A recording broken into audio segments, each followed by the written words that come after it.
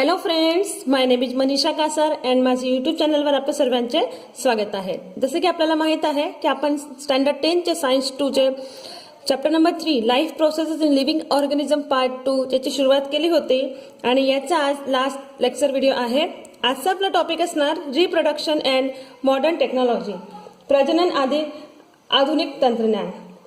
हा विषय थोडासा वेगळा आहे. आतापर्यंत तरी आपण रिप्रोडक्टिव्ह सिस्टम घेतलं, त्यानंतर सेक्स डिटर्मिनेशनवर चर्चा केली होती, पण हे जे आहे थोडंसं वरती आहे याचा, पण याची चर्चा करून घेणे ही अत्यावश्यक आहे या ठिकाणी अवेअरनेससाठी. तसेच आपल्या सिलेबसला आहे म्हणून शाळेमध्ये हे टॉपिक्स ॲक्च्युली वरवर शिकवले जातात, पूर्ण काही सांगितलं जात नाही डीपमध्ये, पण आपण याच्यामध्ये ओपनली चर्चा करूया, काही हरकत नाही. चला तर स्टार्ट करूया. रिप्रोडक्शन अँड मॉडर्न टेक्नॉलॉजी यामध्ये many couples can not have children due to various reasons.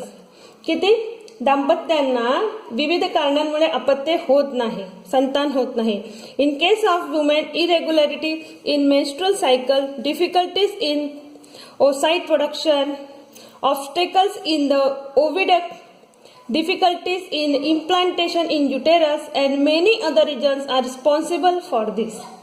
कसं असतो की स्त्रियांमध्ये मासिक पाळी कधी कधी अनियमित असते, त्यामुळे अंडपेशीच्या निर्मितीतील अडथळे येणे, तसेच अंडनलिकेत अंडपेशीच्या प्रवेशात असणारे अडथळे आणि गर्भाशयाच्या रोपण क्षमतेतील अडथळे अशी बरेच कारणे आहेत. त्यांच्यामुळे अपत्य प्राप्ती होत नाही, गर्भधारणा होत नाही. तसेच absence of sperm in the semen, slow movement of sperms, anomalies in the sperm are the reasons in case of males. तर पुरुषांमध्ये काही कारण आहे ज्यामुळे अपत्य होत नाही, तर ते आहे की पुरुषांमध्ये वीर्यामध्ये शुक्रपेशींचा पूर्णपणे अभाव असणे, शुक्रपेशीची मंद हालचाल असणे, तसेच शुक्रपेशीतील विविध व्यंग इत्यादी कारणे अपत्य प्राप्तीत बाधा आणतात. But now with the help of advanced medical techniques like IVF, surrogacy, sperm bank, the childless couples can have a child. पण आता जे आधुनिक वैद्यशास्त्रामुळे आता बरेच काही वेस आहे ज्यामुळे ते आई वडील होण्याचा सुख प्राप्त करू शकतात. त्यात आहे IVF, भाडोत्री मातृत्व, वीरपेढी इत्यादी तंत्रज्ञानाच्या सहाय्याने ते आता दाम्पत्यांना अपत्य प्राप्ती करू शकतात. So there are 3 modern techniques in your 10th standard syllabus. First method is in vitro fertilization, means IVF. In this technique, fertilization is brought about the test tube and the embryo form is implanted in uterus of woman at appropriate time. यात काच नलिकेमध्ये फलन केला जातो. जो फर्टिलायझेशनची process जे आईचे जी ती महिला आहे, स्त्री आहे, त्याचे गर्भाशयामध्ये होत नाही फलनची प्रोसेस, म्हणून या काच नलिकेमध्ये याचं फर्टिलायझेशन केलं जातं. ह्या तंत्रांमध्ये काच नलिकेमध्ये 2 युग्मकांचे फलन घडवून आणले जाते आणि तयार झालेला भ्रूण योग्य वेळी दाम्पत्यातील स्त्रीच्या गर्भाशयात त्याचं रोपण केलं जातं. IVF technique is used for having the child in case of those childless couples who have problems like less sperm count, obstacle in oviduct, etc. शुक्रपेशीचे अल्प प्रमाण असेल किंवा अंडपेशी अंडनलिकेमध्ये प्रवेश करण्यास त्याला अडथळे येत असतील, असे काही कारण असतील तर त्यांना अपत्य होत नसेल, ह्या वेळेस IVF तंत्राचा वापर करून संतान उत्पत्ती करता येते. त्यात दुसरं जो मेथड दिली आहे ती आहे सरोगेसी. सरोगेसी म्हणजे भाडोत्री मातृत्व. Some women have problems in implantation of embryo in uterus. काही स्त्रियांमध्ये गर्भाशय रोपण क्षम नसते, त्यामुळे अशा स्त्रियांना भाडोत्री मातृत्व या आधुनिक उपचार पद्धतीच्या मदत घेता येते. And this medical technique called as surrogacy. In this technique oocyte is collected from the ovary of the woman having problem in implantation in uterus. या टेक्निकमध्ये गर्भाशय रोपणक्षम नसलेल्या जी स्त्री असते त्याचे अंडाशयातून अंडपेशी मिळवली जाते. या अंडपेशीचे काचन नळीमध्ये त्यात स्त्रीच्या पतीच्या शुक्रपेशीचा वापर करून फलन घडवून आणले जाते, म्हणजे गर्भाशयाच्या बाहेर हे सर्व फलनची प्रोसेस केली जाते. Embryo from such fertilization is implanted in the uterus of some other woman having normal uterus. अशा परिस्थितीत ज्या स्त्रीच्या गर्भाशयात भ्रूण रोपण केले जाते त्या स्त्रीला भाडोत्री माता असं म्हटलं जातं. यातून तयार झालेला भ्रूण दुसऱ्या स्त्रीच्या गर्भाशयात रोपण केला जातो. अशा परिस्थितीत ज्या स्त्रीच्या गर्भाशयात भ्रूण रोपण केले जाते त्या स्त्रीला भाडोत्री माता म्हणतात. सच woman in whose uterus the embryo is implanted is called as surrogate mother. लक्षात आलं असेल आपला की सरोगेसी म्हणजे काय असतो की एक महिला आहे ज्याच्यामध्ये एम्ब्रियोचं जे इम्प्लांटेशन आहे ते त्याच्या गर्भधानीमध्ये होत नसेल तर अशी महिला ह्या पद्धतीचा वापर करून मॉडर्न रेमेडिकल टेक्निकचा वापर करून सरोगेट मदर बनू शकते. म्हणजे एक जे तिचा पती आहे त्याच्या स्पर्म द्वारे जे फलन करायचं असतं त्याची अंडपेशी काशी नलिकेमध्ये घेऊन त्याचा पती किंवा आता हे सर्व मान्य आहे की आता जे अदर मेनचा जो स्पर्म आहे त्याच्याद्वारे याच्या अंडपेशीचं फलन केला जाऊ शकतो आणि अदर वुमेनचे ज्याच्यामध्ये ही क्षमता नाही हे एम्ब्रियोचे स्थापत्य करण्याची तर त्याचा जो फलन झालेला जो एम्ब्रियो असतो त्याच्या एक निश्चित वेळेवर त्याचे गर्भधानीमध्ये स्थापत्य केलं जातो आणि त्याद्वारे ती मग आईचा सुख घेऊ शकते. याला म्हणतात सरोगेट मदर. तर ह्याच क्रमात थर्ड मेथड अशी आहे स्पर्म बँक और सेमन बँक. वीर पेढी असते ज्यामध्ये पुरुषांच्या शुक्राणू निर्मितीत वर नमूद केल्याप्रमाणे काही अडचणी असतात. तर अशा दाम्पत्यात बाबतीत अपत्य प्राप्तीसाठी वीरपेढी एक नवीन संकल्पना ही पुढे आलेली आहे. There are various problems in sperm production as mention above in case of many men so as to have the children in case of such couples new concept of sperm bank has been introduce. कारण काही पुरुषांमध्ये कमी असते स्पर्मची शुक्रपेशीची तर त्यावेळेस sperm bank ही कामात येतो. And this concept is similar to blood bank. Blood bank सारखंच काम आहे ज्याच्यामध्ये ब्लडची कमी असते त्याला ब्लड बँकद्वारे ब्लड पुरवला जाऊ शकतो. तशाच पद्धतीने ज्याला स्पर्मची कमी असेल जे काही कारणे असतात त्यामुळे जे पुरुषांमध्ये कमतरता असेल तर त्यावेळेस हा जो कॉन्सेप्ट आहे स्पर्म बँकचा त्याचा यूज करून मग पुढे गर्भाशयामध्ये हे जे फर्टिलायझेशनची प्रोसेस आहे ती केली जाऊ शकते. Semen is accumulated by the desired male is collected after that through physical and medical checkup and stored in sperm bank. रक्तपेढी सारखी संरचना जी झाली यामध्ये वीरपेढीमध्ये इच्छुक पुरुषांच्या सर्व शारीरिक आणि इतर तपासण्यानंतर त्याचे स्खलित केलेलं वीर साठवून ठेवले जाते. As per the wish of needful couple or side of women of the consort couple is fertilized by IVF technique using the semen from sperm bank.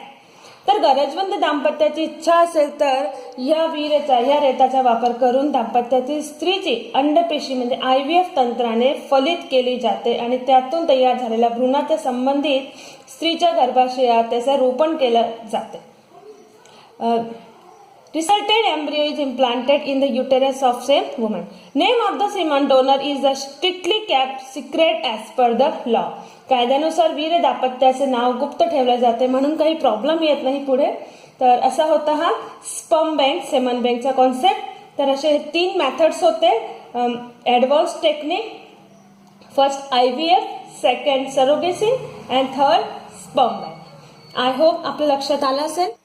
Twins जुळे तुम्ही बघितलं असेल जुळं मुलं मुली होत असतात. कधी जुळे 2 बहिणी असतात किंवा 2 भाऊ असतात किंवा एक भाऊ आणि एक बहीण असे होऊ शकतात. तर यांचे मागे कारणे आहे की कशा पद्धतीने हे जुळे मुलं मुली होतात आणि त्यांचा जो फेस आहे ते फेस सिमिलर आहे का नॉन सिमिलर आहे हे सर्व कॉन्सेप्ट इथे तुम्हाला क्लिअर केलं गेलेलं आहे तुमच्या सिलेबसमध्ये. सो ट्विन्समध्ये लिहिलं आहे to embryos develop simultaneously in the same uterus and thus two offsprings are delivered simultaneously. काय होतं गर्भाशयामध्ये एकाच वेळी 2 भ्रूणांची वाढ होऊन दोन अपत्य जन्मास येतात अशा अपत्यांना जुळी अपत्ये म्हणतात. Such offsprings are called as twins. Many couples have twins. There are two main types of twins as monozygotic twins and dizygotic twins. हे जे ट्विन्स आहे हे दोन प्रकारचे असतात. एक तर एक युग्मजी जुळे तर किंवा द्वियुग्मकी जुळे. मोनोझायगोटिक ट्विन्स कसे असतात तर हे they are formed from single embryo, एकच भ्रूणपासून बनतात. So during early period of embryonic development म्हणजे within 8 days of zygote formation, जेव्हा जायगोट फॉर्मेशन होतं त्याच्या 8 दिवसाच्या कालावधीमध्ये जे embryonic development cells of that embryo divide into 2 groups. जर जे सुरुवातीच्या आठवड्यामध्ये त्यातील पेशी अचानक 2 गटामध्ये विभागल्या गेल्या तर त्यावेळेस जे जुळे मुलं आहे, जुळे जे संतान आहे ते एक युग्मजी जुळे असे म्हटले जातात. म्हणजे दिसायला पण एकदम सारखे असतील. Those two groups develop as two separate embryos and thus monozygotic twins are formed. तर हे जे दोन भागमध्ये विभाजन झालेले आहे ते दोघी ग्रुप वेगवेगळे सेपरेट भ्रूण सारखे त्यांची वाढ होते आणि मोनोजायगोटिक ट्विन्स आहे हे तसे तयार होतात. And such twins are genetically exactly similar to each other, same to same हुबहू सारखे दिसतात. And due to this such twins are exactly similar in their appearance and their gender is also same. Monozygotic twins मध्ये एक अजून महत्वाची गोष्ट आहे की if the embryonic cells are divided into 2 groups eight days after into 2 groups at 8 days after the zygote formation there is hi possibility of formation of conjoint twins. जर हे जो डिवायडेशन 8 दिवसानंतर झाला, लक्षात येतोय की जर